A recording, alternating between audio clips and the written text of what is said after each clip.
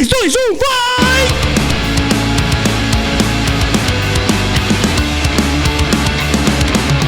PachaCast!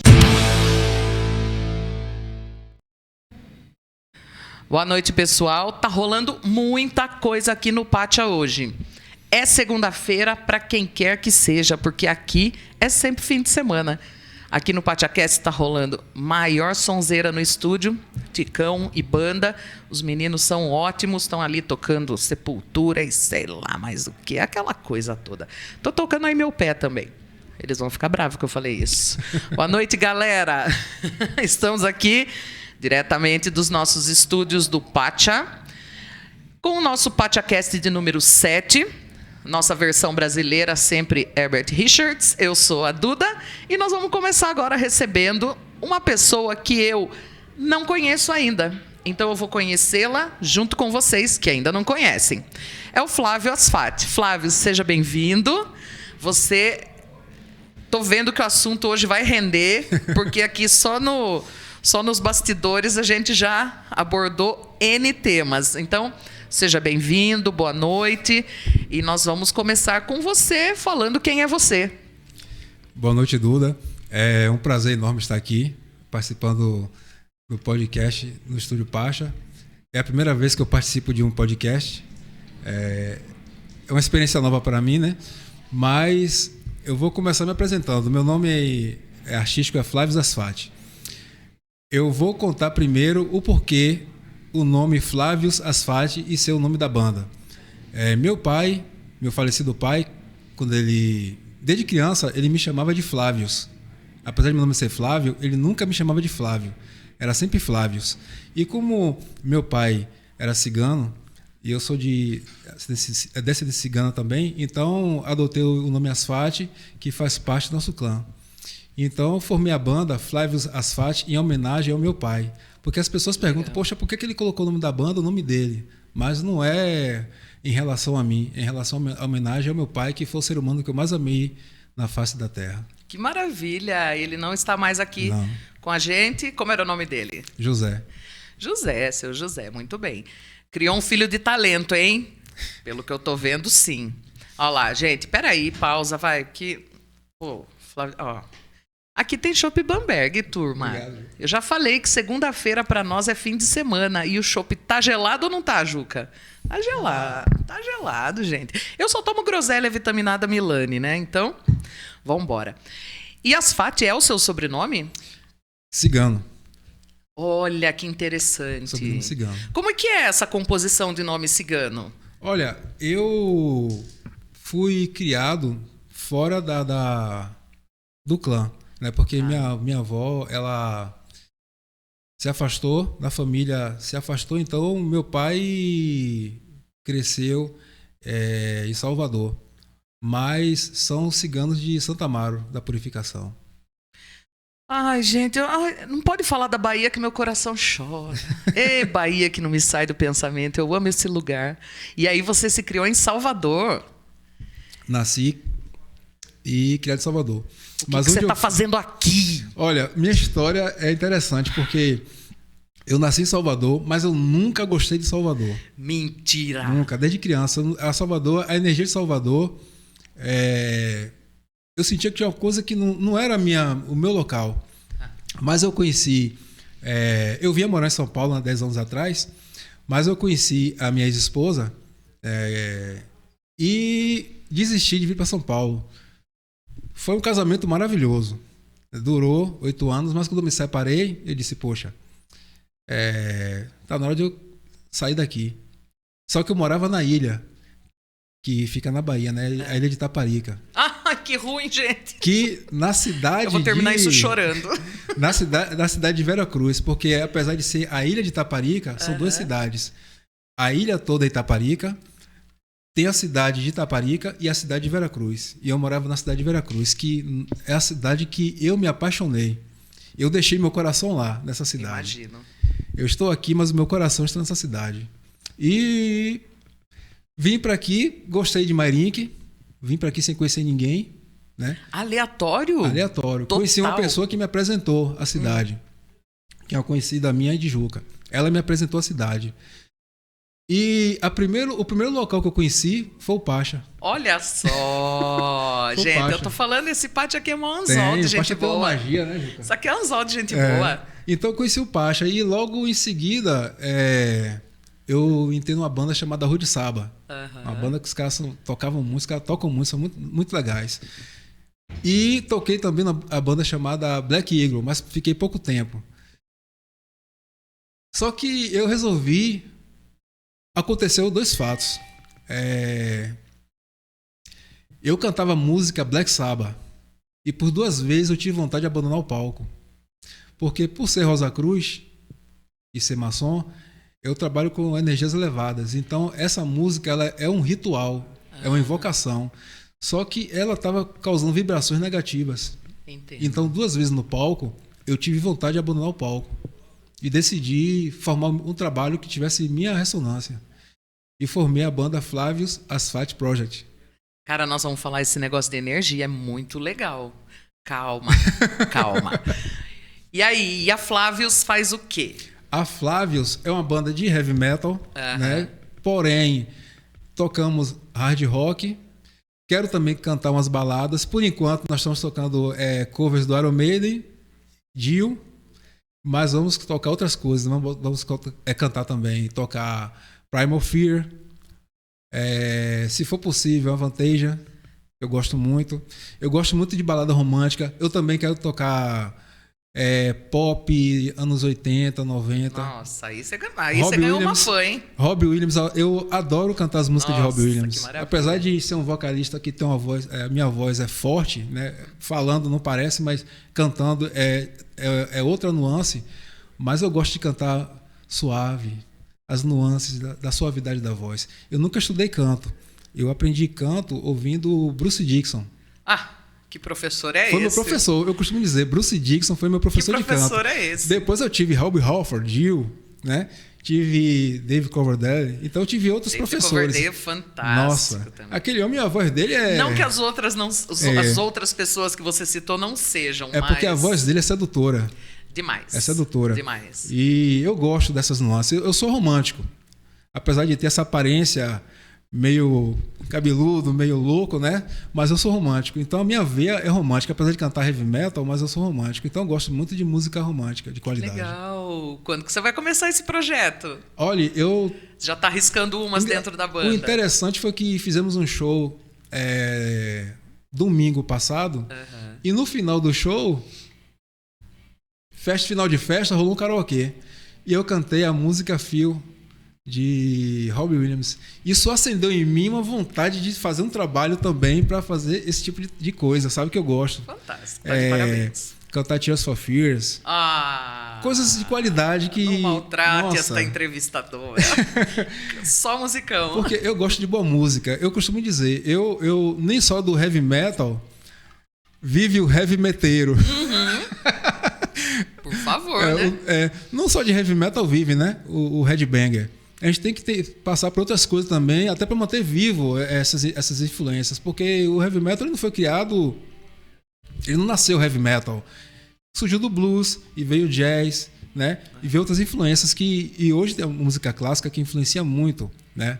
O heavy metal. Então, na minha banda, por exemplo, eu não quero rotular. Não quero rotular.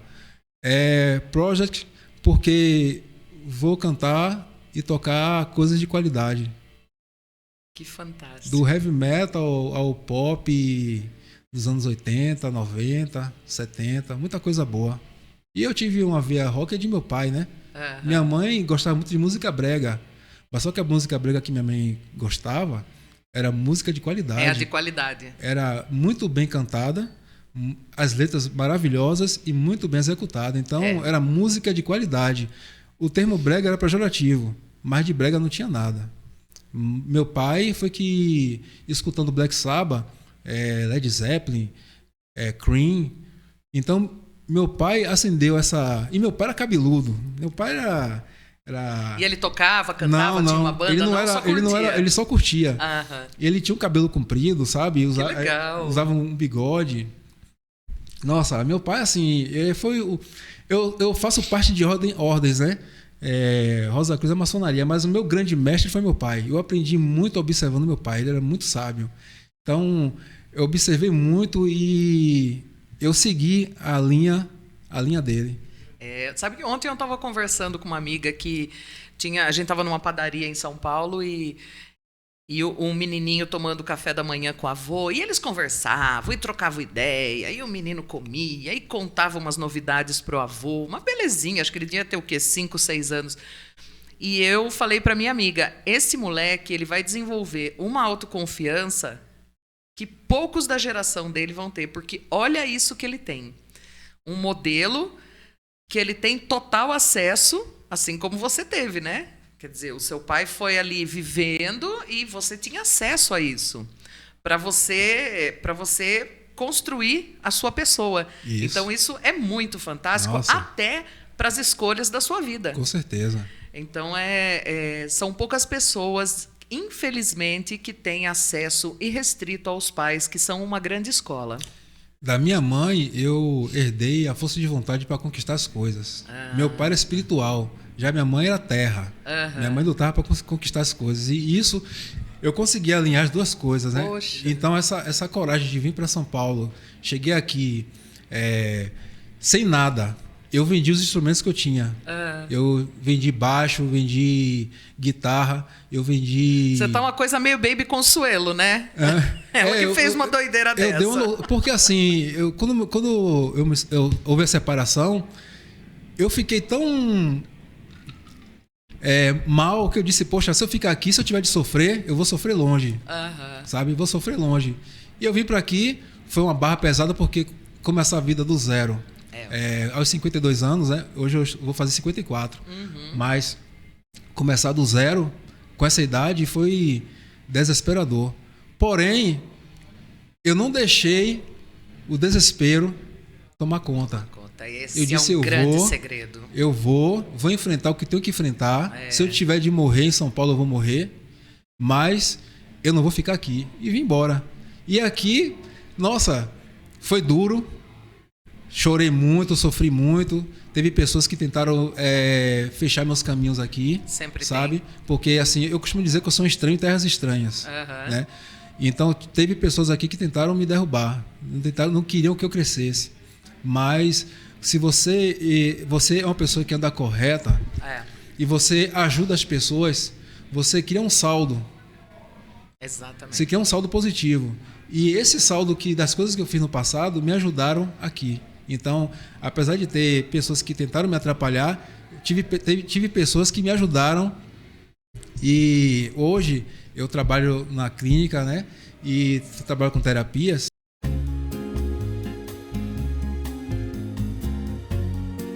Pessoal, é o seguinte, aconteceu um negócio aqui, nosso foguete meio que caiu de bico na terra, mas já estamos de volta. O Gu, com toda a experiência dele, consertou tudinho, e aí nós estamos de volta, bem quando o Flávio estava falando para nós sobre as habilidades dele nas terapias, e que ele é um terapeuta diferenciado por quê? Eu costumo dizer que eu sou um terapeuta prático, porque eu vivi... Claro que todo terapeuta é prático, né? Mas, assim, um terapeuta que viveu a dor. Então, a minha existência, desde que eu nasci, eu passei por muitas coisas. Passei por muitas dores. Tive depressão. Já tive ao ponto de escalar uma arma na cabeça. E eu ouvi uma voz dentro de mim me questionando por que eu ia fazer aquilo. E para onde eu iria seria pior. 10 vezes pior. Então... eu me tratei, fiz um autotratamento, né? Naquela época eu não tinha... terapia não era muito difundida, era mais psicólogo. Eu não tinha dinheiro para pagar psicólogo. Então, eu comprei um espelho e fiz o autotratamento com espelho.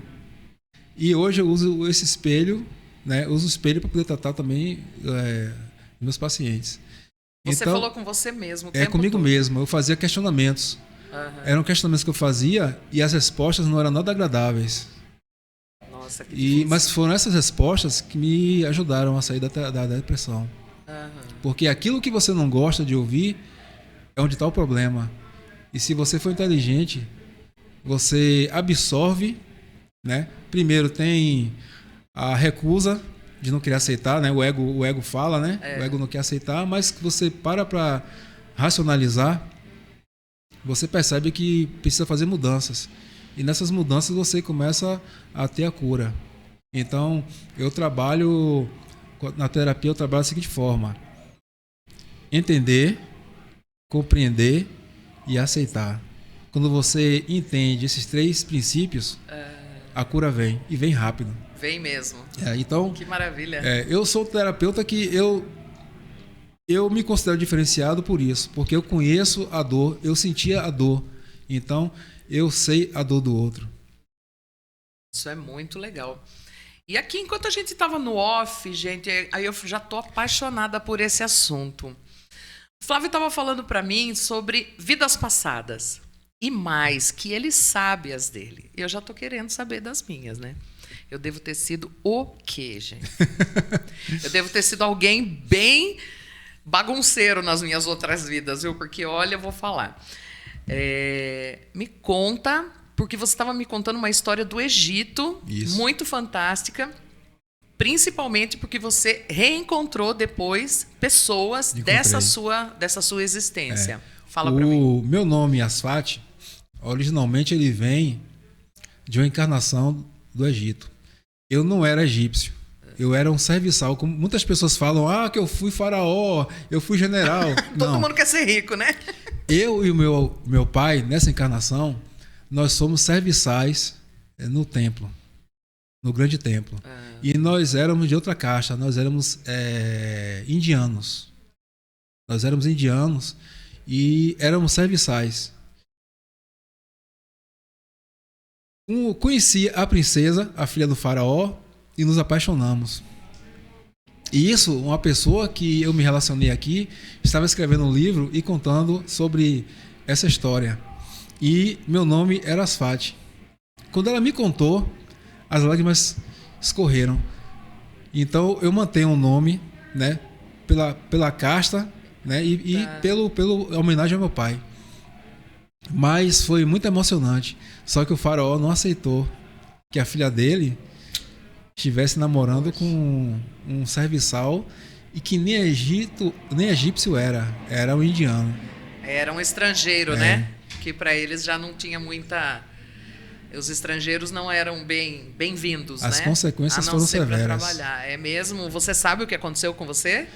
Olha, ela era prometida a um outro príncipe, né? E eu fui assassinado. Menino, você já foi assassinado 2 vezes. Porque depois o que aconteceu? Depois eu fui assassinado, né? Isso aqui tá uma fofoca, gente. Vocês não têm noção. Fofoca de outras encarnações. Só que a gente tá falando dele mesmo, em outras vidas. Isso que é bom você ter amigo com várias vidas, porque aí você não fala mal dos outros, você fala mal dele mesmo nas outras vidas. Pois é assunto demais. E depois, né, de várias encarnações, a minha penúltima encarnação, que eu estava lhe contando em off, eu era um contador. Eu era um exímio contador. Eu pegava número, colocava aqui, eu sabia transformar, fazia mágica com número. Caramba. Só que eu passei a roubar. Eu passei a roubar os meus clientes. Nos Estados Unidos, nos anos 40. Eu passei a roubar os meus clientes. Meu Deus. Por consequência disso, eu enriqueci. E uma das pessoas que eu roubei, hoje é meu irmão. Hoje é meu irmão. Como é o nome dele? William. E você roubou o William? Ele não sabe disso. Se ele assistir, ele vai ficar sabendo agora. William, mas ele não vai te devolver, viu? Ele foi um dos meus clientes. E eu roubei meu irmão. O que aconteceu? Eu ganhei muito dinheiro e comprei um prédio. E fiz uma rede de hotéis, né? Comprei uma rede de hotéis e em uma das redes de hotéis eu tinha um prédio ao qual eu morava. E em determinado dia eu estava no saguão conversando com os moradores, né, os clientes. E um dos meus ex-clientes que eu tinha roubado, ele entrou... Você devia ter roubado muito, né? Roubei muito, porque eu enriqueci. Ele entrou, eu estava com sobretudo, né? Ele também entrou com sobretudo, só que quando ele olhou para mim, eu congelei. Eu não conseguia me mexer, porque eu sabia que ele ia atirar em mim. Eu senti isso. Ele abriu o sobretudo, tirou a arma e descarregou em mim. E aí eu morri. De novo. De novo. Caramba. E nessa encarnação, nesses anos 40, eu não encarnei mais. Eu vim encarnar em 1970. Ficou evoluindo, né? Porque, por favor, hein? Com O que certeza. você fez não foi um se faz, aprendizado, hein? foi um aprendizado, porque eu tive um aprendizado lá em cima. Porque a vida, ela tem... a gente aprende não somente aqui, né? Porque assim, eu queria enriquecer, mas meu coração era bom. Porque eu só roubava gente que tinha dinheiro, eu não roubava de pobre. É um Robin Hood. Não era Robin Hood porque, na verdade... Só que ele tirava dos ricos pra dar pro pobre, pra mim que mesmo, era ele né? Pra mim mesmo. Chegou mas, uma hora assim, que ele já não era mais pobre. Eu devia ter uma coisa boa, porque enquanto eu estive dos anos 40 até 1970, eu tive muito aprendizado. Porque eu voltei e tive um pai que me deu um norte, né? Meu pai era muito espiritualista. Ele era muito espiritualista. Meu pai era, nossa... então, eu voltei com um problema seríssimo em matemática. Detalhe, quando eu nasci, minha mãe me conta... o destino? Quando eu nasci, minha mãe me contava que meu pai, quando eu tinha 1 ano, meu pai ficava 7 vezes 5. 7 vezes 5, Flávio. Olha como as coisas vai... Olha. Entendeu? 7 vezes 5, Flávio. E eu não conseguia responder, eu era um bebê. Eu simplesmente fechei a mãozinha e soquei meu pai. E ele ficou com... machucado. Um bebezinho. Você vê que a coisa foi tão forte, né? Que a minha reação foi dar um soco. E meu pai ficou com um machucado no olho. E eu tive seríssimo problema com matemática. E isso me atrapalhou minha vida durante muitos e muitos anos. Eu me sentia inferior. Eu não conseguia fazer contas simples.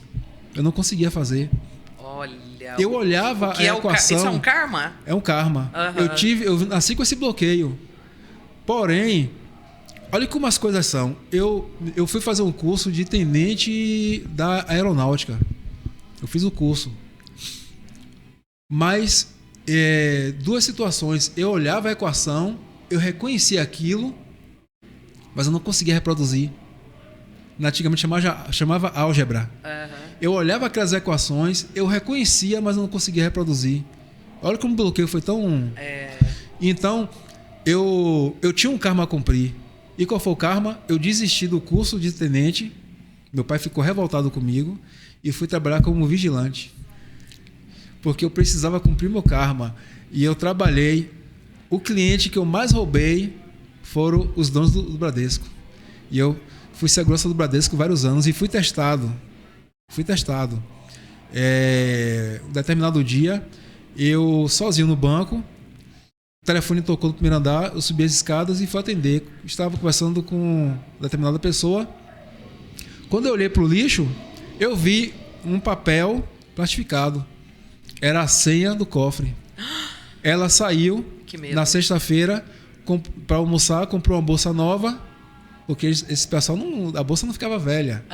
Jogava a bolsa nova no lixo. Só que ela jogou... Eu vi uma bolsa, na verdade, não vi o papel, eu vi a bolsa. E quando eu vi aquela bolsa bonita, nova, eu peguei a bolsa. Quando eu abri, a senha do cofre plastificada. Eu liguei para a empresa, eu não pensei 2 vezes. Eu não pensei em tirar dinheiro do cofre. Eu pensei em ligar para a empresa, desliguei o telefone, liguei para a empresa, pedi para o supervisor ir lá, que eu não queria ficar com aquela senha na mão. Ele foi.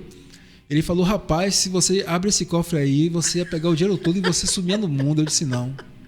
Depois vem o cara me matar. Não pode. E olha que eu não era Rosa Cruz, não era maçom, não era nada. Mas eu já tinha o aprendizado do alto. Então, eu não fiz isso. Eu entreguei e ele colocou fez a ocorrência. Eu assinei, ele assinou, ele levou.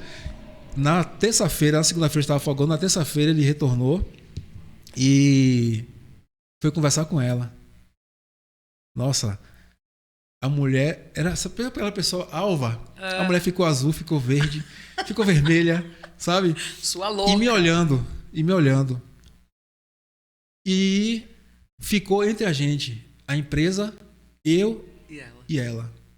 Não contei para ninguém, não contei para os colegas, ficou em off isso aí, ficou só entre a gente. Por isso que eu fui o segurança que ela tinha total confiança. Imagino, depois disso, Mas foi um teste. aí você cria, né, uma relação com a pessoa Isso. de confiança. Mas foi um teste. Foi um teste. Foi um teste. Eu sei que eu ainda vou ser rico. Eu sei. Que, no meu destino tem riqueza. Mas por merecimento. Mas vai ser seu. Meu, porque já está lá em cima. Vai descer. Mas é por merecimento. Porque eu já achei, dentro da Rosa Cruz, eu tinha comprado. Eu fui para Rosa Cruz no dia de sábado, apenas com o dia de transporte. Nossa. É difícil, né? Certas coisas a gente... Mas são boas lembranças. Porque eu fui só com o transporte.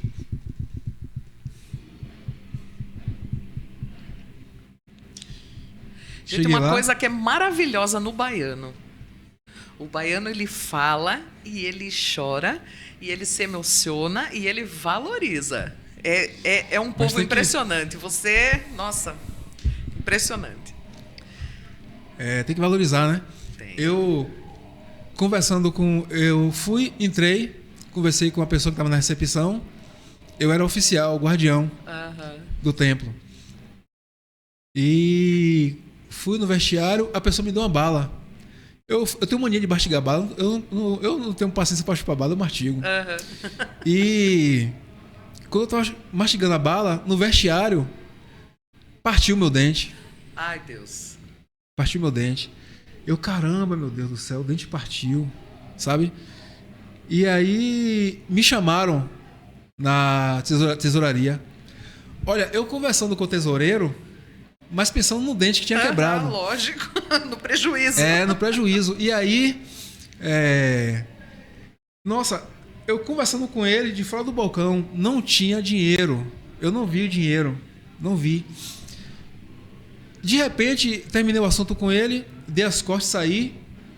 De repente, eu dei vontade de falar outra coisa com ele. Quando eu voltei, tinha um bolo de dinheiro no chão. Um bolo de dinheiro. Aí, nossa, novamente, eu não pensei duas vezes. Eu não pensei que eu estava sem dinheiro para retornar para casa. Só estava com dinheiro de ida, não, dinheiro de ida e volta. De ida e volta, transportação de ida e volta. Eu não pensei que eu poderia, com aquele dinheiro, comprar, ajeitar o dente. Eu não pensei em nada. Automaticamente eu peguei o dinheiro e botei no balcão. Pronto. Botei no balcão. Ele falou, que dinheiro é esse? Eu disse, não sei, estava aqui. Ele, rapaz, vamos contar esse dinheiro. Você achou aonde? Eu estava aqui. Aí, contamos o dinheiro de 2.500. Aí ele disse, olha, Flávio, vamos sair perguntando aí, pessoal, de quem é, se alguém perdeu alguma coisa. Aí perguntamos, né? Alguém perdeu alguma coisa? Você perdeu alguma coisa? Não, ninguém. Na outra semana, aí participei do ritual, né? Atuei como guardião no ritual e fui para casa, triste. Aí conversei com minha esposa, poxa, aconteceu isso, isso e isso, sabe? Ela estava com dinheiro, eu sou muito grata. Eu sou muito grato à minha esposa, porque ela que pagou essa prótese. Você perdeu o dente na Perdi o dente, mas ela pagou uma prótese que até hoje está aqui, sabe? Na época foi R$700. Mas o rapaz falou para mim, olha, essa prótese é provisória. Essa prótese está comigo há mais de 6 anos. Então, Pronto. sou muito grato à minha esposa, porque eu sei que eu passei no teste, né?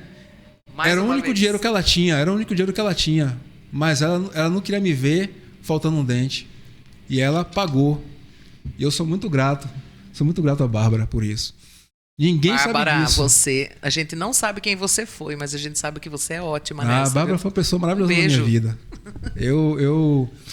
Depois minha você tem que esposa. compartilhar esse link com ela para ela Certo. assistir, que a gente tá mandando um beijão para Então, ela. assim, o casamento acabou, né? E vivemos vidas diferentes, mas, assim, a admiração e o reconhecimento pelas coisas, pelo que eu vivi, né, com ela, eu fui 8 anos, foi a fase mais feliz da minha vida. Foi meu casamento. Então, a gente tem que ser grato a isso. Sempre. Então, ela pagou a prótese para mim, e o rapaz, ele fez com tanto cuidado, parece que estava sendo guiado, que até hoje eu estou com essa prótese e ela não cai, ela não, sabe? Ela tá aí. Tá aí. Então, na vida, a gente tem que fazer coisas boas, porque coisas boas acontecem. Pois é, Entendeu? olha que estava preparado para você, né? É. E de quem era aquele dinheiro? Voltando ao dinheiro, o dinheiro foi de um senhor. Quando foi na outra semana, eu voltei, né? Aham. Eu voltei e... Nossa. A gente tem todo o tempo do mundo aqui, porque essa história é maravilhosa, ótima mesmo. Era de um senhor aposentado que ele recebeu...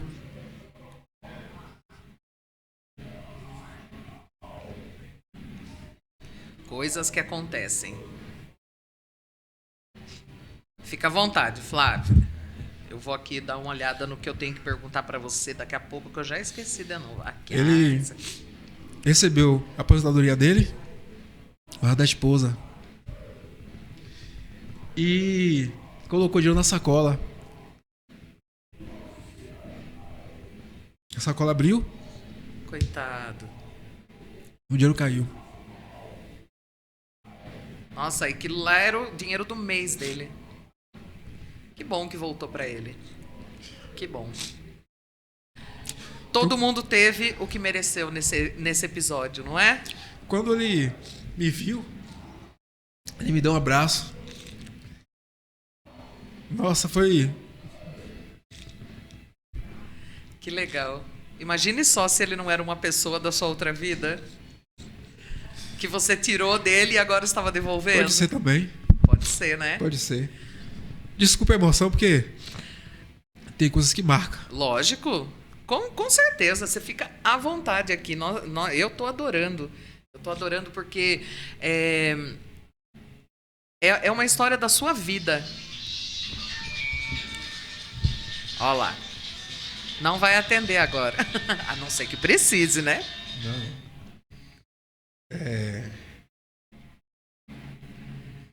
E sabe uma coisa, Flávio, que eu fico pensando? As pessoas olham para as outras e elas ficam imaginando assim, aquele cara é assim, aquele cara é assado, né? E não tem coisa mais gostosa que você sentar com uma pessoa que você... Não que a gente tenha achado assim, é durão, é assim, é assado, é tocador de heavy metal. E todo mundo tem uma história. Todo mundo tem uma história e isso ninguém vai tirar de você. Então, é muito bom que você compartilhe a sua história, porque assim você pode tirar a história de quem também tem. As pessoas se encorajam a falar da história delas e assim elas ficam mais conhecidas para o mundo. E você também. Eu acho que cada vez que você fala de tudo isso, você se reconhece, né? Como um ser humano grato pela vida. Que é muito legal isso.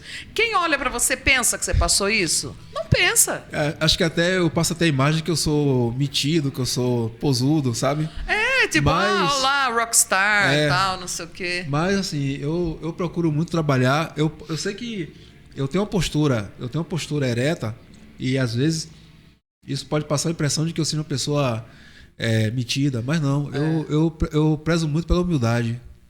Então assim, às vezes a pessoa olha pra mim e tem uma impressão de mim, né? Até porque coisas que eu já vivi, né? Coisas passadas, então a gente pode passar isso, mas o íntimo, eu não esperava que eu ia me emocionar aqui, eu não esperava que eu fosse falar de certas coisas aqui, mas assim, se a gente tem a oportunidade de falar, de trazer coisas boas, experiências boas para as pessoas, né? Então hoje, o que fica muito forte em mim? A honestidade. Nas vidas passadas já fomos de tudo, já fomos ladrões, prostitutas, assassinos, já fomos assassinados, já fomos de tudo, né? Então a gente não pode ter as experiências e ver apenas o negativo, porque até o negativo também traz o positivo. O olhar sobre as coisas. Então tudo que eu vivi, o que eu passei, o que eu sofri, né? E que eu também fiz sofrer, que eu também fiz pessoas sofrerem. Sim. Então, assim, isso também serviu de aprendizado. Eu tive um problema, um ano antes da separação, eu tive uma atrofia. Eu tive um problema na perna no nervo ciático que minha perna atrofiou. E eu ia para cadeira de rodas. Se passasse pela outra perna, ia para cadeira de rodas. Eu passei meses sofrendo sem dizer um ai. Eu vou te dizer, foi um dos piores momentos da minha vida. Imagino. A minha esposa do meu lado dormindo e eu não dava um ai porque ela já ficava 24 horas suportando a minha doença e me ajudando. Então, a hora de dormir, eu não queria fazer ela sentir isso, então eu não dava um ai. Eram dores terríveis. Que era da coxa até a panturrilha e já estava passando para outra perna. Então, assim, ela foi uma guerreira. Ela ficou do meu lado ali, foi uma guerreira. E como você saiu disso? Saí disso. Você fez um tratamento e tal? Primeiro, eu não deixei, eu disse para mim mesmo que eu não ia ficar aleijado. Ah, sim. Eu não ia ficar aleijado. É o primeiro passo. Eu não ia ficar aleijado. Que eu não ia permitir que eu fosse para cadeira de rodas. Uhum. E meu sogro até falou, olha, que ele também teve. E ele está na cadeira de rodas. Então ele disse, olha, não tem cura. Você vai para cadeira de rodas. Eu ouvi isso, né? Mas eu disse não. Eu não vou para cadeira de rodas. Uau. Então fui pro hospital. A médica receitava os remédios, que minha pressão subia. Ia para 22 por 16. Nossa. E não melhorava, só piorava. E eu pedia para ela passar Citonorin. Porque inconscientemente, acho que eu sabia que o Citonorin ia me ajudar. Ela não passava Citonorin. Até porque eles têm um contrato, né, com empresas de farmacêuticas que para receitar remédio tal. Eu trabalhei em empresa farmacêutica, eu sei como funciona isso. Então, teve um dia que eu fui com minha esposa para o hospital. Ela passou outro remédio e a pressão subiu de um jeito. E ela disse, você vai ficar em 40 minutos de observação. E então eu disse, olha, você vai para casa, que você vai fazer a comida, você vai para casa, que assim que eu melhorar, eu ligo e você vem me buscar. Nossa, quando o rapaz fechou a grade, ela pegou minha mão, ficou alisando minha mão e me olhando nos olhos. E quando ela saiu, a sensação que eu tive era que eu estava vendo pela última vez. Que era a última vez que eu estava olhando para ela e ela olhou para mim e sentiu a mesma coisa. Ela disse que saiu chorando, que né? Que situação, hein? Foi uma despedida. E 20 minutos depois, a dor começou a piorar. O corpo começou a formigar. Eu levantei. De repente, eu em pé, vi meu corpo no chão. Olha. Eu vi meu corpo no chão. E as pessoas gritando, né? Gritando, veio os enfermeiros, pegaram meu corpo, botaram na maca. E eu falava, ninguém me ouvia. Eu sabia o que estava acontecendo. Mas eu falava, ninguém me ouvia. Eu fui acompanhando o meu corpo na maca, né? Andando atrás dos profissionais, me botaram na cama, rasparam o meu tórax e passaram um gel e colocaram o desfibrilador. Foi que eu retornei. Eu tive a experiência de EQM. Uau! EQM. Naquele dia era para eu morrer. Porém, a espiritualidade não permitiu, porque eu tinha algo para fazer. E hoje eu entendo que esse algo para fazer é o que eu faço hoje e coisas que eu vou fazer ainda. Que hoje eu trato pessoas. Eu trato pessoas com depressão, pessoas com problemas. Eu sou terapeuta de casal, terapeuta familiar, terapeuta de criança, adolescente. Já tirei adolescente de tentativa de suicídio. Então, eu tinha algo para fazer aqui. Então, assim, de ladrão, de serviçal do templo a ladrão, hoje... De pobre a rico. De pobre a rico, mas... E sempre terminando atiçando a ira de alguém, né? Isso é. Então você vê que às vezes, eu acho isso ótimo, vem no mundo para incomodar mesmo. Eu acho que a gente tem que incomodar mesmo. Olha, o que incomoda na verdade, quando você trabalha com a luz, A luz, ela manifesta as trevas. Porque é muito tênue, né? Onde tem a luz, também tem as trevas. E, aliás, um precisa do outro. Um precisa do outro. Porque se não for as trevas, a luz não se reconhece. Exatamente. Entendeu? Então, um precisa do outro. São dois braços, são dois lados de uma mesma moeda. Então, E eu acho que talvez, não sei se faz sentido isso, mas o fato de você saber como você viveu outras existências faz com que você seja mais resiliente, mais assim, eu entendo por que isso está acontecendo hoje. Com certeza. Eu entendo essa fase que eu estou passando. E eu entendo que não é o meu dia de morrer, que é muito legal isso. Né? E eu sei que tem um monte de gente que diz que não acredita, e eu posso chutar que essas pessoas elas negam, na verdade, porque são pessoas mega sensíveis. Eu acho que elas sentem, pensam, enxergam coisas que elas não têm explicação, elas têm medo e por isso elas não acreditam. Mas isso acontece com todo mundo, e você saber o que você já passou explica muita coisa, o que te dá uma tranquilidade para viver. a resiliência, você é um cara né? super tranquilo. Resiliência. Nós somos o resultado do ontem, né? Nós somos o resultado do ontem. Então, eu hoje vejo pessoas cometendo certas coisas, eu paro e analiso. Eu já fiz isso em algum momento da vida. Se não foi nessa, foi em outra. Ele está vivendo a experiência dele, eu já vivi a minha. Então, ele está vivendo a dele. Por exemplo, eu que trabalho com hipnoterapia, teve não sei se foi um anestesista. Ele abusava das clientes. Todo mundo batia nesse rapaz. Todo mundo batia. Só que quem tem um olhar terapêutico, um olhar mais humano, entende que aquela pessoa, ele também passou. Provavelmente ele passou por um abuso. Eu já fui abusado. Eu tenho lembrança de 2 anos que eu passei por abuso. Eu tive uma babá que abusava de mim. E eu tive doença venérea por 14 anos. 14 anos. De 6 meses a doença atacava. Naquela época, meus pais não sabiam, porque não era difundido isso, né? Eu tive... em 6 meses, meu órgão genital ele inchava e expelia pus.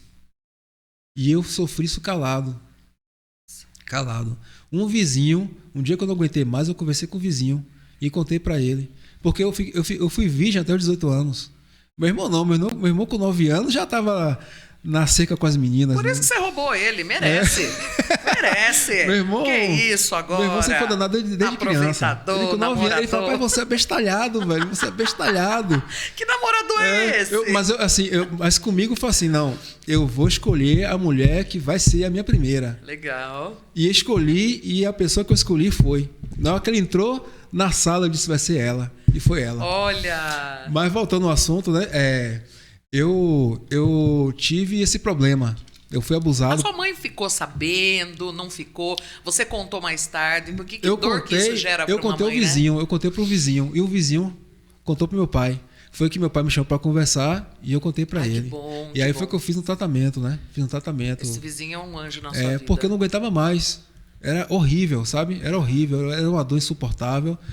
O órgão inchava e expelia pus. Então eu passei por isso 14 anos. 14 anos. Poxa. Só que meus pais não sabiam o que era. Não sabiam.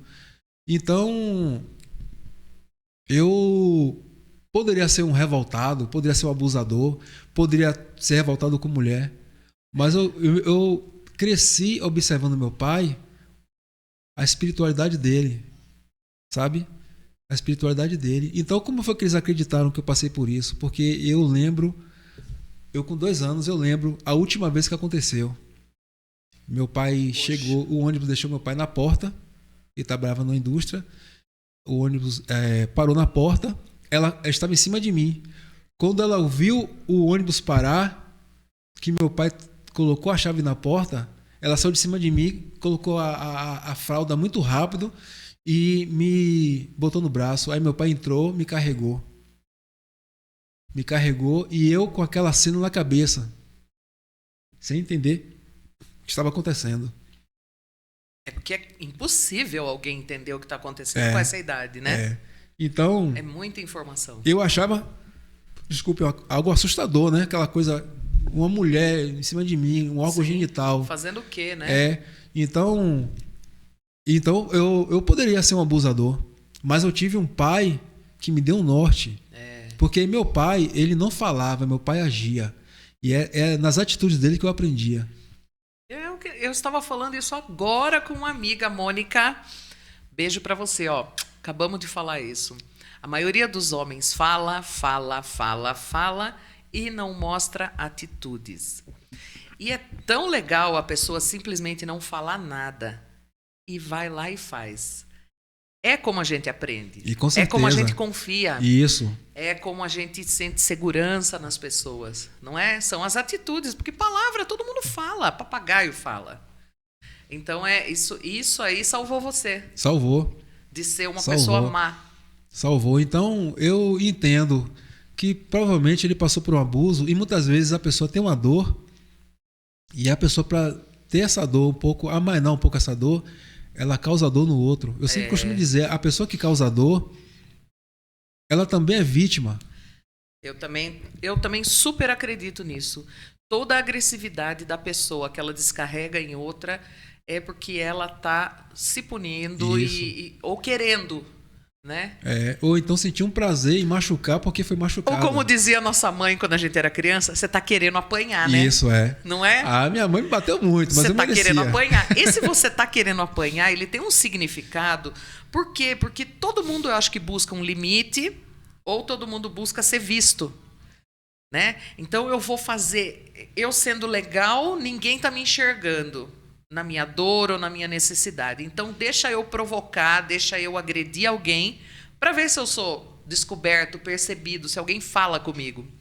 Né? E é nesse momento que a mãe fala, você está querendo apanhar? Pois é. Você está querendo um limite. Mas, Flávio, pera só um pouquinho, tá, porque, okay. Olha... Depois desse final de semana emocionante que tivemos aqui no Brasil todo, e com todas as pessoas concorrendo às eleições e pessoas votando, chegou o caipira aqui. O caipira, eu não sei o que esse caipira quer da vida. Eu sei que ele tá aqui com o copinho dele. Tava pescando aqui na roça. Aqui na roça o caipira gosta de pescar. Gosto muito de pescar, gosto do mato, né? O pessoal acha que aqui nós é lerdo. Toma minha branca. Oi. Olha. Essa poeira da roça deixa a garganta seca. Quero mandar aquele abraço pra aquele pescador, o Coca, o Bobo. Aí, ó. Salve, salve, pescador de Lambari. Eu tô arrumando aqui minhas coisas, vai pescar junto, beleza? E quero avisar vocês também, hein, que aqui na roça não é só sertanejo não, aqui tem rock and roll. E o festival Rock na Roça tá chegando. São mais de 10 bandas. Mais de 10 bandas? São mais de 10 bandas. A Thunder Music, Banda Ezra, tô contando aqui, era segredo. Thunder Music, com a Banda Ezra, então vão realizar esse rolê. É o Rock na Roça. Prepare seus capacetes. Vai ser pegada imperdível. Uhul. Valeu, caipira. Vai lá pegar outra branquinha pra você. Valeu! Viva o rock! Olha lá, o Flávio já embarcou nessa, já quer mais um chopp. Veio pela metade, né? Já veio pela metade? Poxa, o que esse pessoal tá fazendo? O suco tá de boa ainda, obrigada. Esse caipira é muito rock and roll. Eu tô desconfiada desse caipira, hein? Eu acho que ele veio de algum lugar aqui do Pátia, não sei não. Pois essa vara de pescar aí, essa branquinha, não tô Ele é conhecido, eu acho ele conhecido. Toda semana chega um cara estranho aqui no nosso PatiaCast. Às vezes é o bicho grilo, às vezes é o Patiamestre, tem o Quebrada também. O Quebrada só dá conselho bom. E não sei, esse cara é estranho. Eu vi o Quebrada dando conselho sobre o uso de droga, né? Sobre oferecer droga. Eu vi hoje. Não, Quebrada é nosso chegado. Só que eu acho que essas pessoas que aparecem aqui, a gente já conhece de algum lugar. Né? E eu acho que são de outras vidas. O que você acha? Imagine só se a gente teve um Pátia pra ir em outra vida. Que Pois delícia é. que foi. Nossa, essa ideia de vocês fazerem um podcast aqui foi maravilhosa. Muito Ideia gostoso, né? maravilhosa. Bater um papo com o É pessoal. Olha quanta maravilhoso. história gostosa que você está contando. É. Bom, mas agora que o Caipira foi embora Ah. e nós estamos falando das suas terapias, olha, gente, eu tô aqui alugando o Flávio na questão da profissão dele, número 2 ou 1, né? E tô largando a música de lado. A gente volta a falar sobre a música. Mas me fala, você estava falando da pessoa e a gente estava falando de quem causa dor, às vezes Isso é. está com dor, né? Quem causa dor é porque ela tem uma dor. É. Então, o sinédrio gosta de bater. O sinédrio são as pessoas, né? Porque elas não compreendem. Só que quem tem um olhar mais profundo consegue entender que aquela pessoa ela causa dor porque ela tem uma dor que ela não consegue resolver. Ela não consegue trabalhar. Então, ela causa dor. Então, se você... Obrigado. E gostoso, shopping novinho. Então, se você pega essa pessoa, em vez de abrir, de brigar ou de maltratar, e isso eu aprendi também com meu pai. Olha meu pai, de volta ao assunto. Uma vez, um filho bateu na mãe e os vizinhos ficaram... Sabe? Ali na sua redondeza ali. Isso, eu era adolescente, eu tinha 14, 15 anos. E o filho bateu na mãe, ele tinha 18 anos. Poxa vida. E ele foi preso. E os vizinhos foram na casa de minha mãe, né? E começaram a falar mal desse rapaz. E meu pai, sentado com a bermudinha dele rasgada, que ele adorava a bermudinha dele rasgada, na televisão. E as pessoas falando dele na televisão. E eu, com raiva do rapaz, porque bateu na mãe.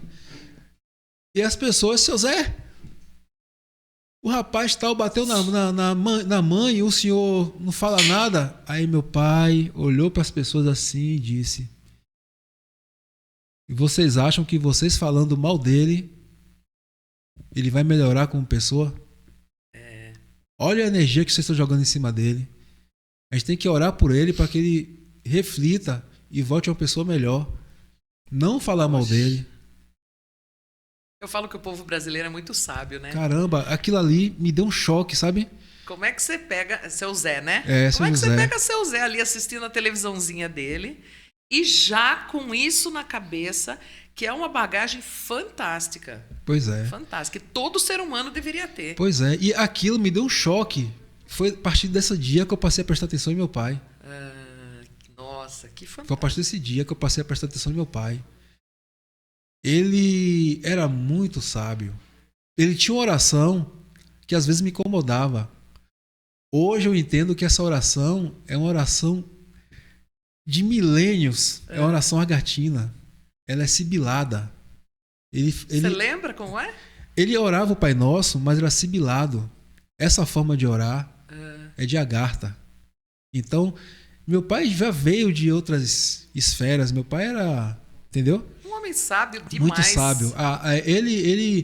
Ele era muito fã de Raul Seixas. Que gostoso viver com uma pessoa assim, né? Nossa, meu pai... Eu tive duas Transmite colunas. paz. A coluna da força e a da beleza. Meu pai era da Poxa. beleza, com a sua espiritualidade, a sua paciência. Minha mãe era da força, de lutar para conquistar. E eu tentei absorver o máximo dessas duas colunas. Você acha que hoje você é os dois? Hoje sou. Hoje sou. É uma fortaleza mais A força com a espiritualizada beleza, total. Eu consigo unir as duas forças, a força e a beleza. Que aprendizado, Que é né? um dos símbolos da maçonaria, né? Que Jaquim presente Boaz. de vida. E me fala aí da maçonaria. Como é que você chegou até ela? Olha, Ou ela até você, né? A maçonaria, foi uma coisa interessante porque eu, quando era criança, assistia muito filme de Simbal Marujo. E em um desses filmes, ele entrou numa caverna e tinha lá uma pirâmide com o Delta, né? O olho de Horus. Aquilo mexeu comigo, aquele símbolo. Por isso que o olho de Horus é o símbolo da sua banda, né? Da minha banda e da tatuagem que eu fiz recentemente. Eu sei. Eu falei assim, olha, vou abordar isso. Agora você falou do olho de Horus, eu lembrei. Porque eu tinha visto isso semana passada que a gente ia conversar e você não estava... Foi. Eu fiquei doente, aí não pude comparecer. Então, aquilo mexeu comigo, porque são símbolos, né? O símbolo, quando você passa por ele, aquilo fica registrado na sua psicosfera, no seu mental. Então, quando eu vi aquele símbolo, aquilo mexeu comigo. Mas eu era criança. Passou anos e eu vi uma foto dos homens com um avental, eu achei aquilo ridículo, né? Poxa, os homens de paletó usando avental de cozinheira, sabe? De cozinheiro. Bem uma visão criança, né? Mas aí, depois de anos, eu fui perceber que aquele avental, ele tem um porquê. É um porquê de... Tanto é que na Rosa Cruz também usa. Então, tem um porquê de usar aqueles aventais. E a minha história com a maçonaria foi... Eu entrei na Rosa Cruz. Eu nunca tinha ouvido falar na Rosa Cruz. Na Bahia? Na Bahia. Eu nunca tinha ouvido falar da Ordem Rosa Cruz. Eu fui estudar... Eu ouvi pouca coisa. Olha, eu vou te dizer, vou a aprender ordem... aqui com você agora. É a ordem que eu amo. Se você falar assim, você gosta da maçonaria, gosta da maçonaria. Mas amor é a Rosa Cruz. Qual é a diferença? Ou a semelhança, ou Olha, são duas coisas totalmente diferentes? Uma completa a outra. Porém, o seguinte, a Rosa Cruz tem o material. Então a Rosa Cruz por si só, ela já é completa. Filosofia, princípios, tudo mesmo ou diferentes? A maçonaria tem muito estudo, muito conhecimento, mas a Rosa Cruz, nossa... A Rosa Cruz, ela passa... Tanto é que a maçonaria tem o grau o 18º, que é o Cavaleiro Rosa Cruz. Uhum. Em homenagem à Rosa Cruz, porque quando a maçonaria foi perseguida, que ela fechou por 100 anos, né? A Rosa Cruz pegou todos os manuscritos da maçonaria e guardou. Olha. Então, quando houve a abertura, a Rosa Cruz devolveu. Então, a maçonaria instituiu o 18º grau, que é o grau Cavaleiro Rosa Cruz. Pra você ver o respeito que a maçonaria tem pela Rosa Cruz, a homenagem. E na Rosa Cruz tem maçons.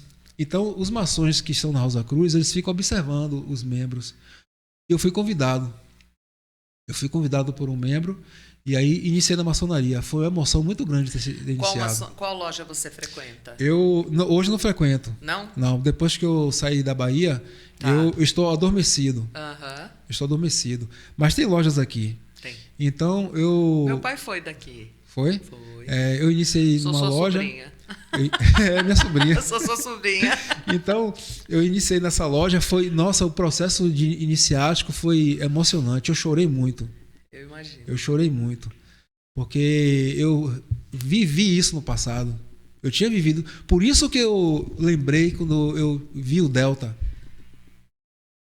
Me veio. Quando eu passei pelo processo que eu não posso falar, que eu vi as espadas, caramba, as lágrimas desceram. E aí, mas a maçonaria ela é material. Uhum. Ela é material. Ela tem a parte espiritual, mas o forte dela é o material. E na Rosa Cruz tem os dois. Então, a paixão que eu tenho, o amor, é a Rosa Cruz. É a Rosa Cruz. E é o que você frequenta? Aqui em Mairink, Alumínio? Hoje eu não estou frequentando, né? Uhum. Eu vou passar a frequentar em Sorocaba. Aqui tem uma loja em Sorocaba. Legal. Já fui visitar a loja. Gostou, nossa, quando eu vi o nome Rosa Cruz, voltando, né? Quando falou em Rosa Cruz, eu estava estudando numa escola esotérica. Só que essa escola é o seguinte, eu tenho muito cuidado com escolas ou religião que falam mal de outras formas de conhecimento. Sei. Porque se diz que não cai uma folha de uma árvore se não for permissão de Deus, então tudo que existe é por permissão dele e porque aquilo é questão vibracional e pessoas que estão ali vão crescer. Se você é evangélica, você vai crescer. Se você abraçar aquilo com amor, você vai crescer no evangelho. Se você é um bandista, você vai crescer se você abraçar. Então, eu não critico religião nenhuma. Eu também não. As pessoas falam, porque é universal... tem muita malandragem. Bom, tudo tem o lado positivo e negativo. Porém, a Universal ajuda muita gente. Eu concordo com isso. Se ela existe, claro, eu sei que tem coisas que... Tem teatro, tem. Mas se ela existe, é porque alguma coisa funciona.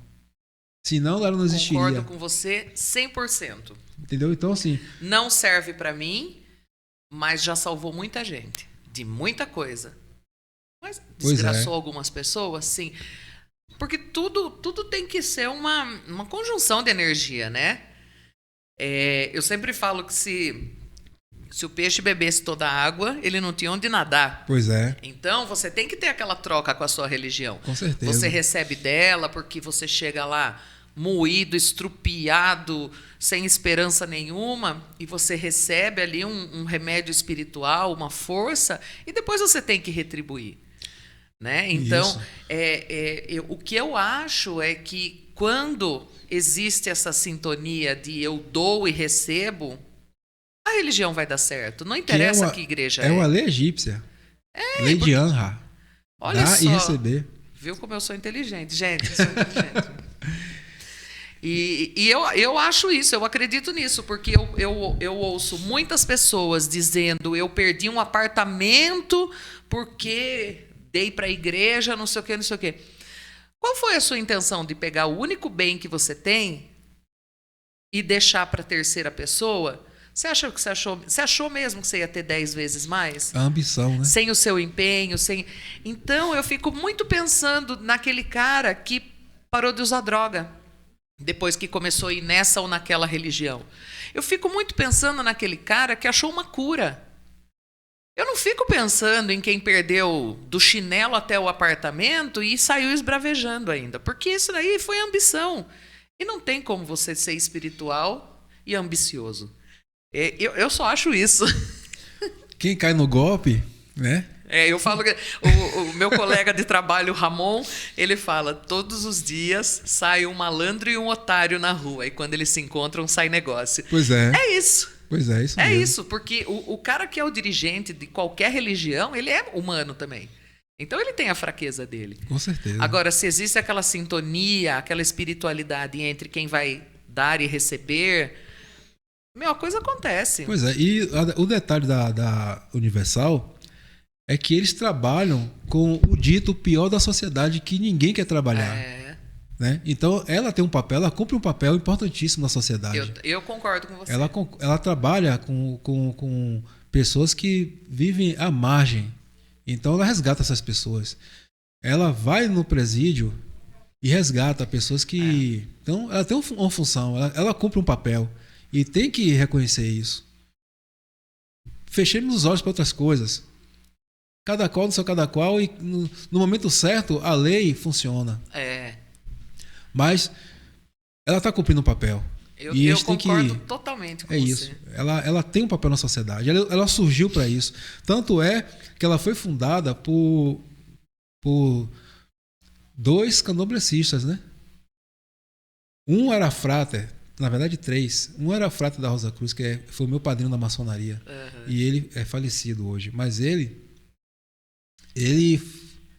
um dia, porque Edir Macedo era Ogã. Ele era Ogã.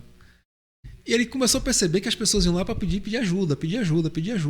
Ele teve uma ideia, porque esse Edir Macedo, ele não é uma pessoa comum. Eu acho ele diferenciado, hein? Ele é diferenciado. Ele é um cara diferenciado. Pro bem e pro mal, mas eu acho ele diferenciado. Mas, assim, até Hitler não foi uma pessoa comum. A pessoa para mover ele aquilo tudo... Ele foi terrível, mas... Não é uma pessoa comum. Temos que reconhecer. Não foi uma pessoa comum. Uma certa genialidade. Então ele percebeu, conversando no bar, eles conversando, rapaz, se a gente fundar uma religião e juntar, misturar tudo, entendeu? E começar a trabalhar isso. Aí, desculpe, ele deu a ideia. Eu sei que surgiu o nome Universal. Não é à toa. Surgiu o nome Universal e o meu frater, meu padrinho da maçonaria, ele percebeu a malandragem, porque ele era muito... Ele era Rosa Cruz, ele era maçom, mas ele também era do Candomblé. Uhum. E ele tinha um cargo alto no Candomblé. Então ele percebeu isso, ele pulou fora. Então ficou os 2 cunhados. E... Que um deles não é o... R.R. Soares. Reverendo Lovejoy dos Simpsons, né? Ele não tá ali no cartaz, mas ele é o Reverendo Lovejoy. Ele é igualzinho. Só que o engraçado é que eu tinha 5 anos de idade, quando a Igreja Universal surgiu na Bahia, que ela surgiu no Rio de Janeiro. E foi forte, né? Lá na Bahia. Ela começou, sabe como ela começou? Eu lembro disso.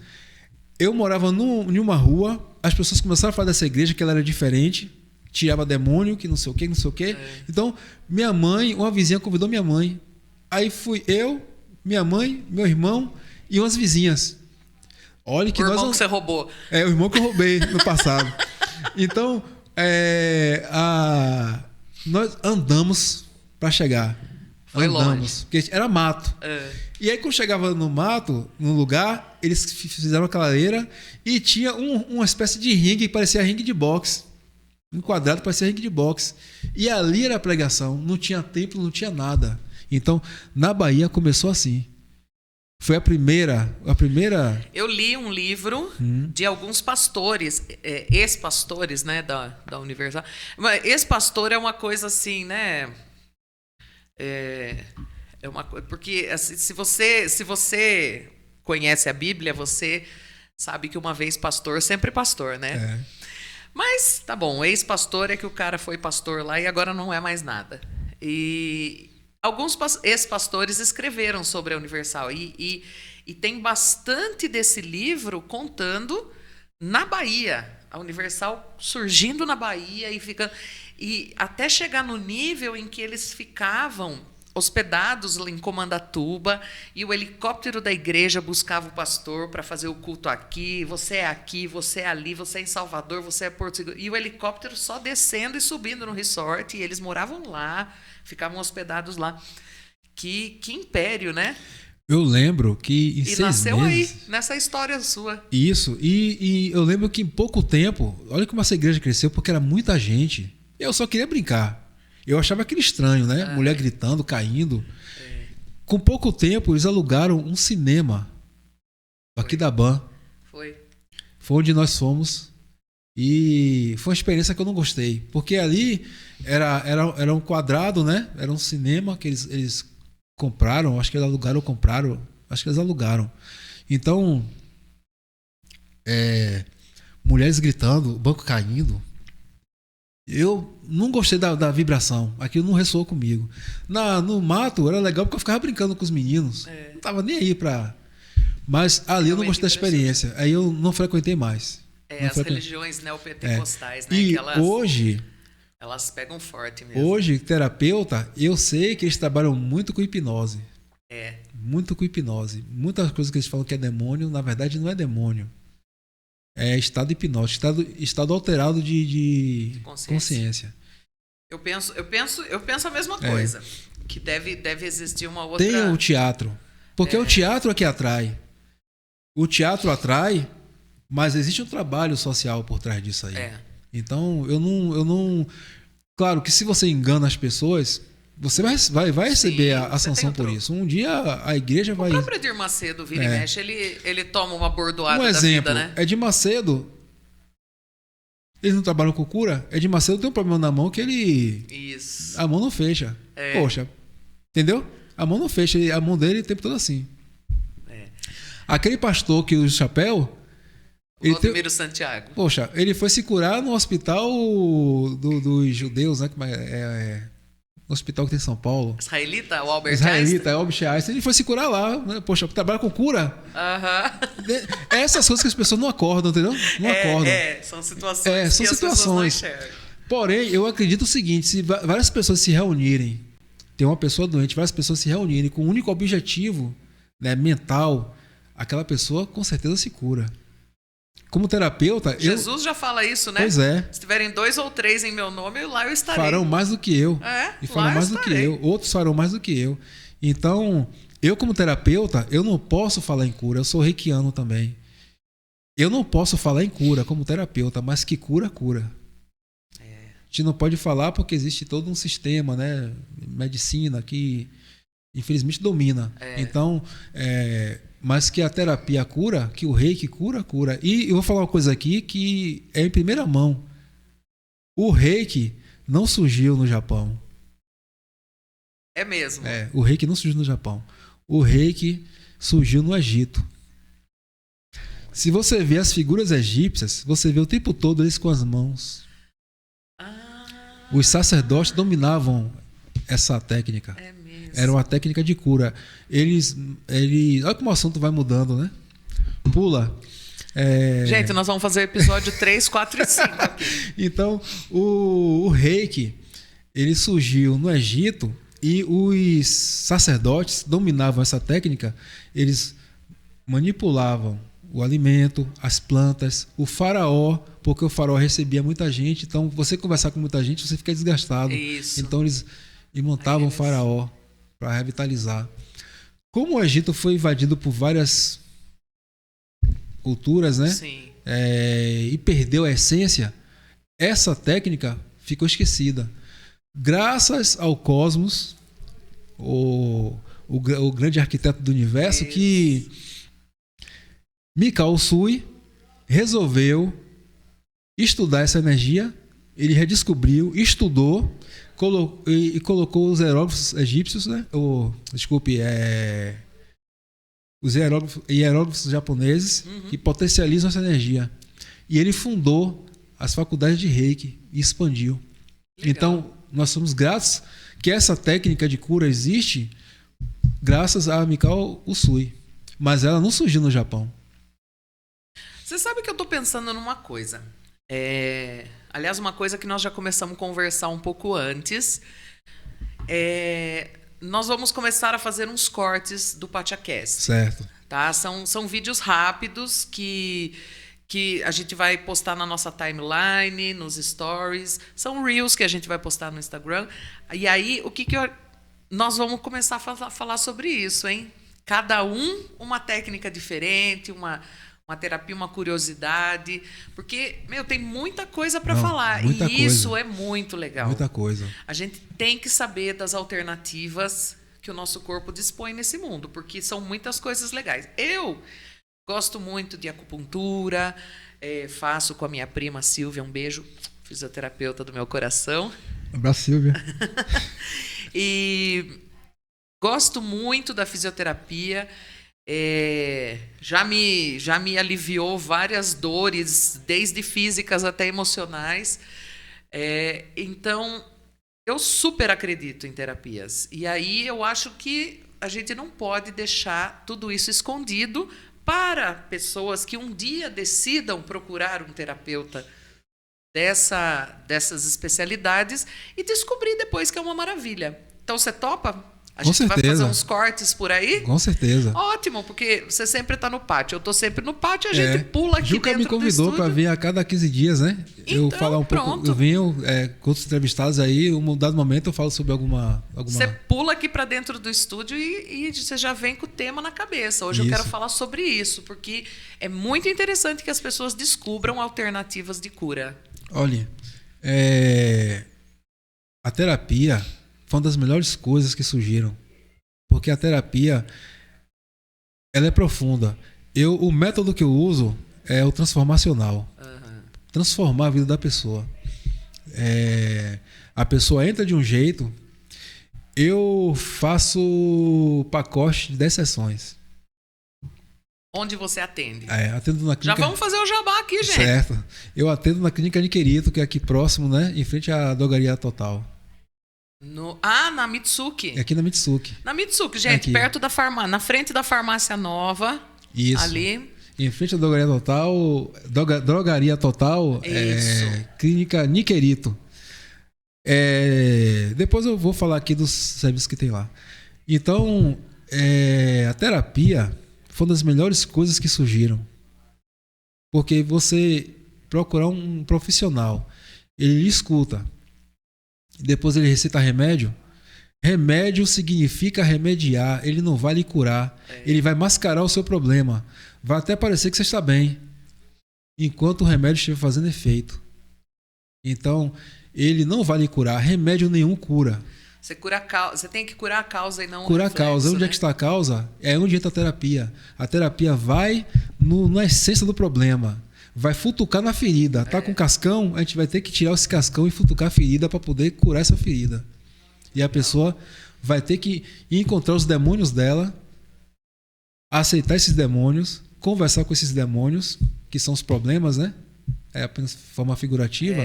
Claro. Então, reconhecer... Não é universal, gente. Calma. Não é universal, tá? Calma. Terapias É terapias. holísticas. Mas, é assim, eu tive que enfrentar os meus demônios para hoje estar aqui e trabalhar como terapeuta. E eu amo isso. Eu fui ver minha mãe e meu irmão depois de 1 ano morando aqui. Eu tive que voltar. Eu projetei ficar um tempo, eu tive que voltar com 1 semana. Porque tinha uma pessoa, uma menina, né, uma adolescente, que estava com problemas, estava pensando em suicídio, estava já pensando em suicídio. Poxa, suicídio é uma coisa, né? É um pior que Covid. Pois é. Cara, por que essa criançada tá todinha tomada por esse pensamento? Olha, eu acho o seguinte, tem muitos links. Primeiro, surgiu um estilo musical chamado Dark Metal. Muita coisa virou modinha. Porque são pessoas... É um estilo musical... Já existia a música dark. Depois surgiu o Dark Metal. Com bandas como Nightwish, Evanescence. Então, como são músicas melancólicas... E você vê que os clipes têm sempre anjos depressivos. O clipe é sempre preto e branco. Chato pra caramba. As músicas são muito bonitas. As músicas muito bem executadas são muito bonitas. Porém, as letras, é aí que eu falo da questão vibracional. A letra, para uma pessoa que está em formação ainda, absorve esse tipo de informação. A música, ela transforma isso aqui. Existe um estudo que se você chegar para um copo d'água... Eu assisti esse vídeo com o Juca. Nossa, é fantástico. Fantástico. A Rosa Cruz já falava nisso há muito tempo. A pessoa pega, ela isola várias gotas d'água. Isso. Em vários recipientes. Assisti aqui com o Juca. E aí... ele fala, e eu falo com a minha água depois que eu assisti esse vídeo. Eu falo pra minha água, eu amo tanto você. Oh, coisa linda. Eu emito palavras de amor para minhas águas, que eu tomo água o dia inteiro. E aí, se você fala palavras positivas, aquela gota, ela, no microscópio, ela vira um cristal lindo. Muito bonito. Lindo. E quando você fala coisas negativas... Teve um recipiente que ele falava Hitler, não sei o quê, massacre, e ele ia metendo umas ideias assim, e a gota ela ficava assim, disforme, sem vida, sem brilho, né? Então, isso sem é muito beleza. Interessante. Então, imagine o efeito da música. Em nós que somos 70% água, é isso? Pois é. Observe, na Bahia, se você olhar para um adolescente na Bahia, ela parece que está tendo relações sexuais há 50 anos atrás. Há mais de 50 anos. Porque a música na Bahia é muito sexualizada. Que é diferente de sensualizada. Porque a sensualidade é uma arte que pouquíssimas mulheres dominam. Pouquíssimas. Concordo com você. Porque é uma arte real. Hoje o que você vê é a sexualidade sendo exposta de forma vulgarizada. Então, essas meninas elas crescem ouvindo a música sexualizada. Isso passa a ser normal porque isso vai transformando elas as adotam células. O comportamento. E isso vai transformando. Então você olha para um adolescente na Bahia, uma menina de 9 anos, 10 anos, 12, 13, 14... Nossa, você não vê aquele olhar de inocência, aquele olhar curioso de querer conhecer o mundo. Não. Já conhece, já conhece tudo. Não conhece nada. Porém, as células foram transformadas de forma negativa. E a dentro maioria... desse princípio, né? Que a música alterou toda a água. Se você for em qualquer lugar em Salvador, qualquer lugar, academia, barzinho, tudo quanto é lugar... É sempre música voltada para a sexualidade. É isso mesmo. Entendeu? Então, eu tive 2 dias em Salvador, confesso que chorei quando desci o elevador Lacerda, fiquei emocionadíssima. Nossa. Eu falava, não acredito que eu tô aqui, coisa linda. Salvador. Mas é isso mesmo. Salvador tem uma magia. Nossa, a cidade alta, a cidade baixa tem uma energia que é diferente. Eu que sou de lá, eu sinto, imagine quem é de fora. Mas voltando ao assunto da música, a música tem um papel muito importante. Mas existe um trabalho que é feito que começou nos anos 70. Quando a Bossa Nova estourou, começou a invadir os Estados Unidos, Os Estados Unidos quer dominar o mundo, né? Da forma sempre. deles. Então, eles não aceitaram, pô, música brasileira dominando aqui. Não. Foi o que eles fizeram? Injetaram 2 produtores, Paulo Massadas, Michael Sullivan. E Paulo Massadas. Não eram brasileiros. Aí foi o que eles fizeram. Vieram pro Brasil para idiotizar a música brasileira. E quem estava nesse contexto? Jorge Benjó. Se você pegar as músicas de Jorge Benjó, você não entende nada. Fala coisa com coisa. Tem música dele que os hits você não entende coisa com coisa. Serginho Malandro. Xuxa. Todas da Xuxa são deles. Dominó. Teve um Dominó que se rebelou contra isso aí. Mas tem umas do Tim Maia também que são Então, mas teve começou a surgir artistas que cantavam bobagens. E de uns anos pra cá só fez piorar, porque a música que sexualiza, ela emburrece. Ela não diz nada. Se você pegar o pagode da Bahia, é a mesma música com a mesma forma de cantar, com letra um pouco diferenciada, mas é a mesma música. Então o que eles fizeram? Lançaram vários produtos. Aí você vê eu fui convidado para fazer parte do Braga Boys. Eu era novo, eu tinha as pernas. Eu só treinava a perna, minha perna era. Que sabe? legal! Eu tava no banco com a calça da farda apertada. Aí um dia, Tony Molla entrou no banco, ele me olhou, ele tinha saído do Braga Boys, ele tava querendo formar o Bragadá. Ele saiu do Bragadá e tava formando o Braga Boys. Ele olhou para mim assim, rapaz, eu soube que você canta. Ele disse, eu canto. Ele. Rapaz, você não quer entrar no trabalho comigo, não? Comigo? Eu disse, poxa, Tony, pra fazer o quê? E, rapaz, Braga Boys. Ele, velho, você tem um corpo legal, entendeu? Você tem uma aparência legal, você vai fazer sucesso na banda e você canta. Eu disse, poxa, Tony, posso ser sincero pra você? Eu penso muito no meu legado, o que é que eu vou deixar. Olha que eu tinha 24 ou 25 anos. Mas você já era fã desse estilo de música que você faz hoje. Isso, sempre. Porque eu tive um discernimento de meu pai e minha mãe. Você teve toda essa... Eu tive toda essa raiz aí. Isso, Aí eu fui sincero com eles. Poxa, Tony, eu penso muito no meu legado. E eu olhar para trás, no futuro, olhar para trás e ver que eu ganhei dinheiro. Fazendo coisa que vai me... Sabe? Eu já tinha essa consciência. Ele, rapaz, você é bestalhado. Ganhar dinheiro, tem que pensar no dinheiro. Depois você pensa em outras coisas. Eu disse, não. Eu vou fazer uma coisa que vai soar falso, porque as pessoas vão perceber que vai ser falso. Eu não vou crescer nisso. Ele tá perdendo uma oportunidade. Eu disse, pode até ser oportunidade, mas eu acho que meu legado é mais importante. E aí...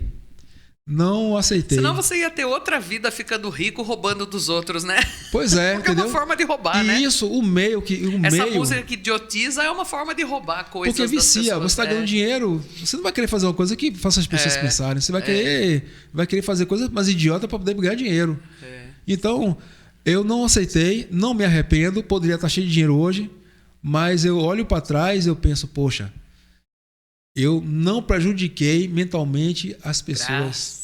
Esse karma eu não tenho. E eu, no Salvador, tem um músico que ele fez parte da banda Reflexo. A banda muito boa. Muito boa. É uma banda boa. Só que ele hoje, ele é do rock, ele é punk, e ele simplesmente ele exclui essa história da vida dele. Ele ganha dos royalties, né? Porque ele cantou, acho que ele também compôs, mas ele simplesmente não toca no assunto, é um assunto proibido. O que não deveria acontecer, né? Porque era uma banda maravilhosa. Toda evolução, ela parte de de repente, de um caos, mas né? é igual aquela história da primeira Emília. Ela casou com o empresário, ela simplesmente não quer ouvir falar que ela foi a Emília. Não, imagina, a gente tem que lembrar do caos que a gente vê. Pois é, então ele é um assunto proibido, ninguém toca nesse assunto. Mas assim, hoje ele sente vergonha disso. Ele sente vergonha, porque se ele não não toca no assunto e ninguém toca, acho que ele sente vergonha. Então, as pessoas respeitam isso. E isso que eu não queria pra mim. Mas a gente tem que saber de onde você veio, mesmo que seja uma vergonha. Pois é. Eu acho isso. Peraí, Gu, quanto tempo já temos aqui? 2 dias e meio? Caramba. Então, ó, maior programa, hein? É o maior. Maior até hoje, Gu? Maior até hoje. Gente, Flávio, você vai me perdoar, mas a gente precisa encerrar, porque a gente não quer ficar desinteressante para o nosso público. Tá ok. E você sabe que a gente tem o convite que você já aceitou. Certo. De 15 em 15 dias, a gente vai conversando aqui. Você já vai me falando previamente do que você quer falar aqui no nosso corte. E a gente vai falar sobre muito mais coisas. Com certeza. E outra coisa, gente, programa bom tem repeteco. Então, esse aqui é o 7.1, hein? Depois a gente vai fazer o 7.2 e etc. Pra gente terminar, fala aí. Agenda da sua banda, onde vocês estão tocando, não estão? Estão em período de ensaio, estão produzindo? O que vocês estão fazendo na música? Olha, a banda, ela, apesar de ser formada... Além desse projeto maravilhoso... Das pop, baladitas. Das baladinhas, eu adoro a balada. Adoro. A vida romântica não tem jeito. Gente, sou fã. A banda, eu passei por vários problemas com a banda, né? E, inclusive, o único músico original que está comigo é o baixista. Uhum. E, assim, eu tive vários músicos, pessoas que me ajudaram, que sou muito gratos, né? Eu tive Flávia, Paulo, que me ajudaram muito, que eles manteram a banda viva. Eles eram eles são da Black Eagle, mas eles me ajudaram a manter o meu projeto vivo. Então, sou muito grato a Flávia e a Paulo. Beijão pra vocês do Rock and Roll, hein? Com certeza. Mas hoje eu estou com o Zezinho e Fernando, que é ex-Black Eagle, e Zezinho, que é da Black Eagle. Caramba, então, esse povo vai se misturando para ficar cada vez melhor. É assim, ó, o leite condensado já é gostoso, aí você mistura ele com chocolate, com não sei o quê, e aí vira uma coisa melhor ainda. Então hoje eu tô com o Brian, né, que é o baterista, que é da Metal Gear. Nossa, eu tô com a galera que hoje... time, hein? Eu tô com a galera assim que eu me sinto bem. Eu gosto de estar com eles. Maravilha. Então... nós estamos ensaio, mas estamos fazendo shows também. Tá. Fizemos um show domingo passado e a minha intenção é de aos poucos transformar a banda também autoral. Porque eu tenho mais de 35 músicas, 25 músicas. Pronto. Aí você guardadas, mete fogo. Que foi de uma antiga banda. Viu? Vai mesclando. Vai mesclando. Isso, autoral, aos poucos, fazendo umas baladinhas. Que é pro pessoal absorver você. E eu, apesar de o nome ser Flávio Asfati, né? Eu quero que seja vista como uma banda. Flávio Asfati não é uma pessoa, gente. É uma marca. É uma marca do rock and roll. E que eu estou registrando também. É uma marca do rock and roll, entendeu? O povo não vem falar, não. Bom, o cara, o ego dele, ele pega e mete o nome dele na banda, não sei o quê, não sei o quê. Gente, ele já explicou aqui, é homenagem. Flávio Asfati. Nós temos aqui um pai maravilhoso, nós temos aqui história de outras existências. Então, cara, é uma marca que tem tudo para dar certo. Está registrada na pele. Olha lá, maravilha. E que já estou registrando também faça isso. Com marca. Legal, muito bom receber você aqui. Eu não te conhecia, te conheço assim, eu vejo você cantando ali nos ensaios. Artista de mão cheia. Obrigado. É um prazer pra gente receber você aqui, tanto que você vai voltar, né? Com certeza. Você nós já temos o projeto dos cortes. Isso. E eu espero muito que você tenha sucesso em tudo. Muito porque obrigado. você, não sei se essa é a sua última existência, mas que você termine, que você caminhe por ela e termine com toda a luz que você possa ter. Com certeza. Muito obrigado. Que todas as suas boas energias sejam revertidas para o seu bem. Porque quando você tem, você dá. Isso é. Não é? Isso.